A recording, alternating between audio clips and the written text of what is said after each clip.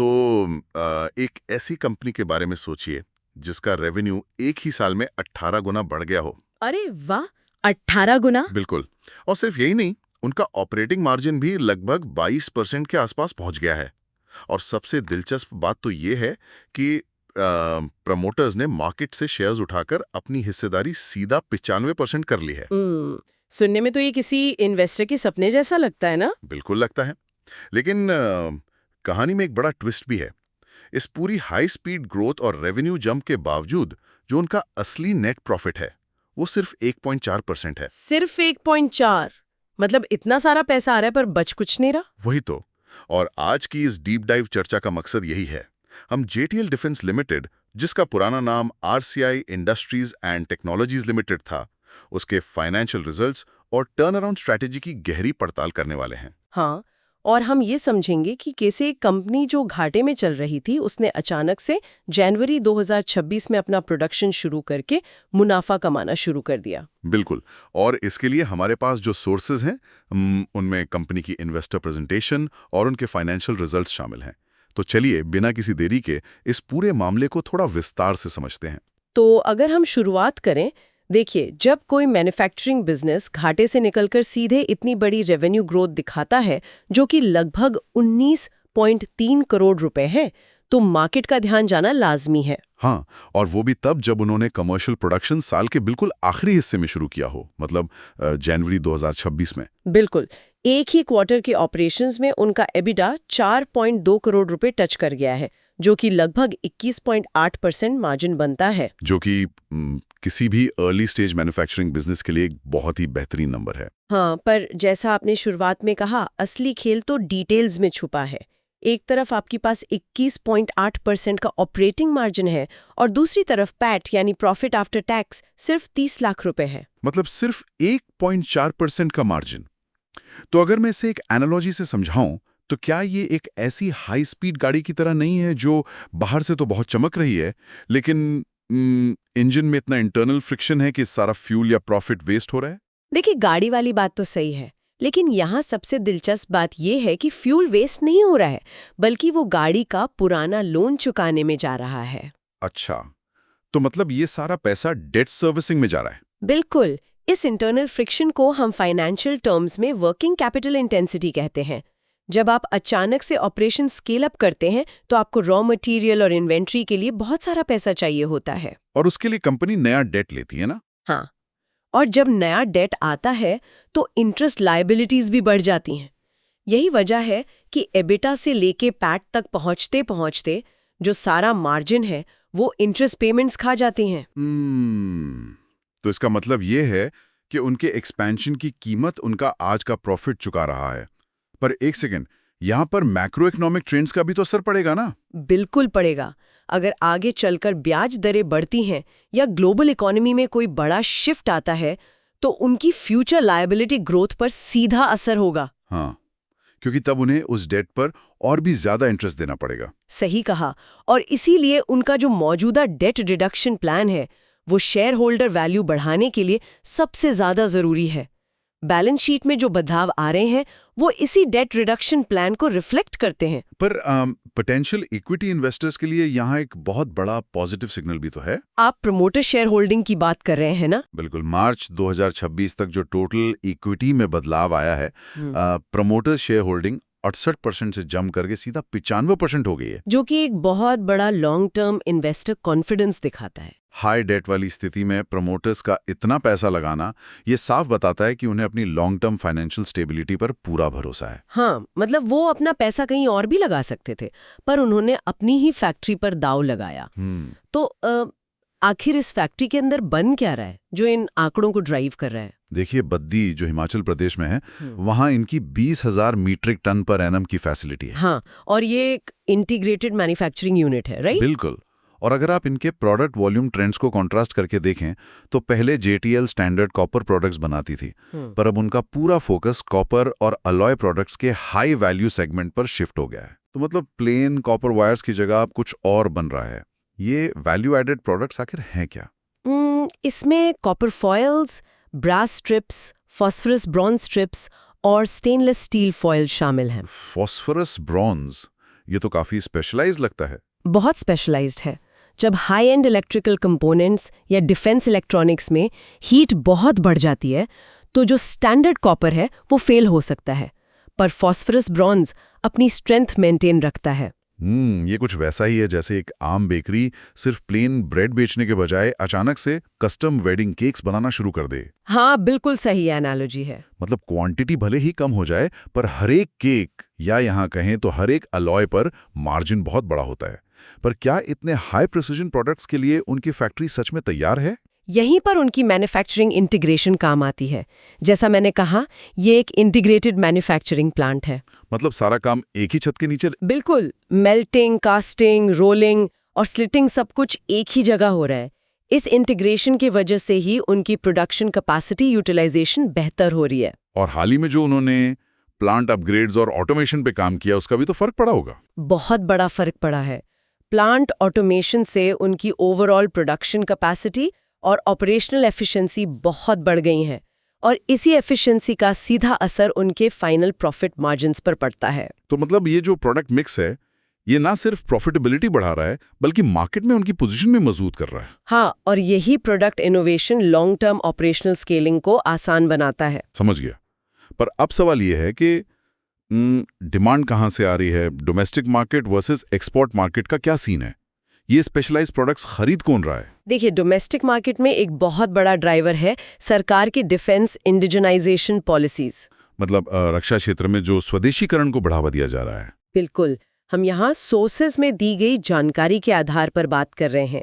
हम किसी राजनीतिक पक्ष का समर्थन नहीं कर रहे, बस जो नीतियां हैं वो डोमेस्टिक सेल्स ग्रोथ को बहुत तेजी से बढ़ा रही हैं। हाँ, क्योंकि डोमेस्टिक डिफेंस सप्लाई चेन में विदेशी कंपनियों की जगह भारतीय कंपनियों को प्राथमिकता मिल रही है। सही कहा।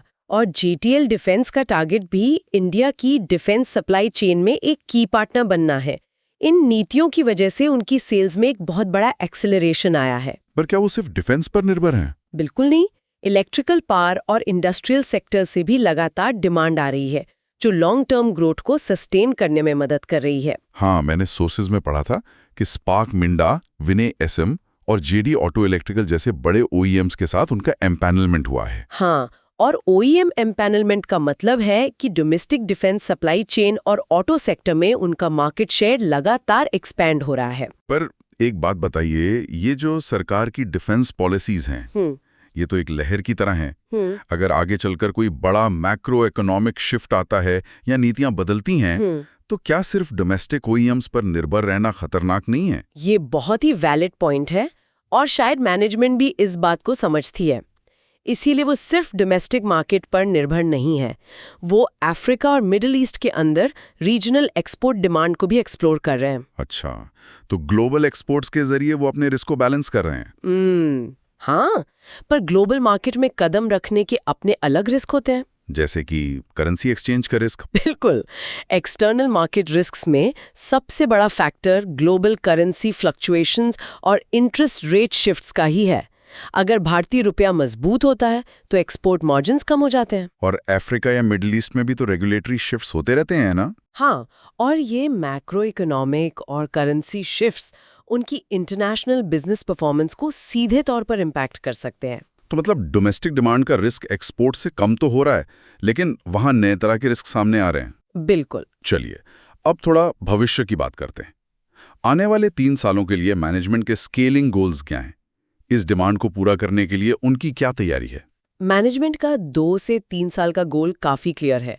वो फाइनेंशियल ईयर 17 से 19 के बीच जो उनके हिस्टोरिकल रेवेन्यू लेवल्स थे उन्हें वापस हासिल करना चाहते हैं। मतलब अपने पुराने पीक पर वापस जाना चाहते हैं। हाँ, और इसके लिए फाइनेंशियल ईयर 27 यानी FY27 के लिए उन्होंने कुछ बहुत अग्रेसिव कैपेसिटी एक्सपेंशन प्रोजेक्ट्स और प्रोडक्शन आउटपुट टारगेट सेट किए हैं। पर इतना बड़ा एक्सपेंशन करने के लिए वो जो प्लान कैपिटल एक्सपेंडिचर है वो कहाँ से आएगा?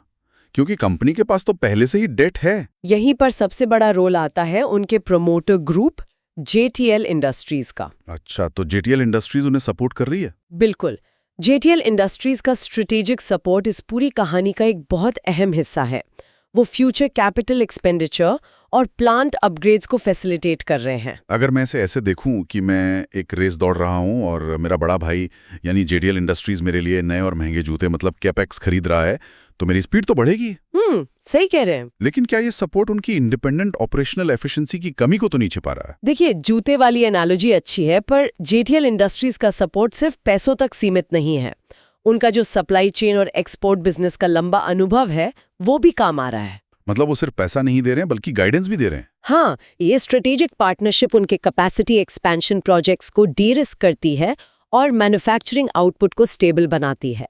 तो इसका मतलब ये प्लान्ड कैपेक्स प्रोजेक्ट्स आगे चलकर फ्यूचर कैपेसिटी यूटिलाइजेशन को पूरी तरह से ऑप्टिमाइज कर देंगे। बिल्कुल। तो स्ट्रैटेजी, डिमांड और प्रमोटर बैकिंग तो समझ आ गई, लेकिन इस सबको एग्जीक्यूट कौन कर रहा है? एक हाई डेट कंपनी को चलाना, डिफेंस अलॉय बनाना और अफ्रीका में एक्सपोर्ट करना, इसके लिए लीडरशिप का अनुभवी होना बहुत जरूरी है। लीडरशिप की बात करें तो चेयरमैन ध्रुव सिंगला के पास प्रोजेक्ट मैनेजमेंट और एक्सपोर्ट का बहुत अच्छा एक्सपीरियंस है। और उनके MD प्रणव सिंगला? उनका फोकस डिफेंस मैन्युफैक्चरिंग और बद्दी प्लांट की कैपेसिटी एक्सपेंशन पर है। पर जो सबसे बड़ा कंसर्न है वो तो फाइनेंशियल स्टेबिलिटी और रिस्क मैनेजमेंट का है ना? हाँ, और उसी के लिए उनके पास नवीन कुमार लारोया हैं, जो चीफ फाइनेंशियल ऑफिसर हैं। इनका बैकग्राउंड क्या है? इनके पास लगभग 30 साल का एक्सपीरियंस है फाइनेंस, ERP इम्प्लीमेंटेशन और स्ट्रैटेजी में। यही वो इंसान है जो कंपनी की लॉन्ग टर्म फाइनेंशियल स्ट्रैटेजी को शेप कर रहे हैं और डेट रिडक्शन प्लान को मैनेज कर रहे हैं। 30 साल का एक्सपीरियंस काफी इंप्रेसिव है। पर एक बात बताइए, जब आप मिडिल ईस्ट या अफ्रीका जैसे मार्केट्स में डील कर रहे हैं जहां करेंसी और रेगुलेशंस रातों रात बदल सकते हैं, तो क्या CFO का यह एक्सपीरियंस सच में करेंसी रिस्क को नलिफाई कर सकता है? देखिए, रिस्क को पूरी तरह नलिफाई या खत्म तो कोई नहीं कर सकता, लेकिन आप उसे मैनेज और हेज जरूर कर सकते हैं। और इसी काम के लिए उनके पास अनुपालन अधिकारी यानी कंप्लायंस ऑफिसर अंकित सिंगला हैं। तो अंकित सिंगला का रोल क्या रहता है इसमें? वो रेगुलेटरी कंप्लायंस मेंटेन करते हैं। सेबी, फेमा यानी फॉरेन एक्सचेंज मैनेजमेंट एक्ट और कॉर्पोरेट गवर्नेंस में उनकी एक्सपर्टीज है। मतलब जो ग्लोबल एक्सपोर्ट प्लान्स हैं उन पर जो रेगुलेटरी शिफ्ट्स का असर पड़ सकता है उसे अंकित सिंगला हैंडल करते हैं। बिल्कुल। और CFO और कंप्लायंस ऑफिसर का ये कॉम्बिनेशन लॉन्ग टर्म गवर्नेंस सुनिश्चित करता है, और यही चीज पोटेंशियल इक्विटी इन्वेस्टर्स के लिए एक बहुत बड़ा रिलीफ है। हाँ, क्योंकि इन्वेस्टर्स को रिस्क से उतनी प्रॉब्लम नहीं होती जितनी अनमैनेज्ड रिस्क से होती है। अगर मैनेजमेंट के पास करेंसी रिस्क और कंप्लायंस को हैंडल करने का अनुभव है तो वो फाइनेंशियल स्टेबिलिटी के अच्छे इंडिकेटर्स हैं। बिल्कुल सही। और इसीलिए हम देख रहे हैं कि टोटल इक्विटी लगातार बढ़ रही है, जबकि लॉन्ग टर्म लायबिलिटीज को कम करने पर फोकस है। तो अगर हम इस पूरी चर्चा को समराइज करें तो कहानी कुछ ऐसी बनती है कि JTL डिफेंस ने स्टैंडर्ड कॉपर से हटकर हाई वैल्यू अलॉय प्रोडक्ट्स पर फोकस किया। हाँ, और इंटीग्रेटेड मैन्युफैक्चरिंग और ऑटोमेशन ने उनकी ऑपरेशनल कैपेसिटी बढ़ाई। फिर डिफेंस इंडिजनाइजेशन पॉलिसीज और इलेक्ट्रिकल सेक्टर की डिमांड ने उन्हें एक मजबूत डोमेस्टिक बेस दिया। और JTL इंडस्ट्रीज की सपोर्ट ने FY27 के कैपेसिटी टारगेट्स और कैपिटल एक्सपेंडिचर को मुमकिन बनाया।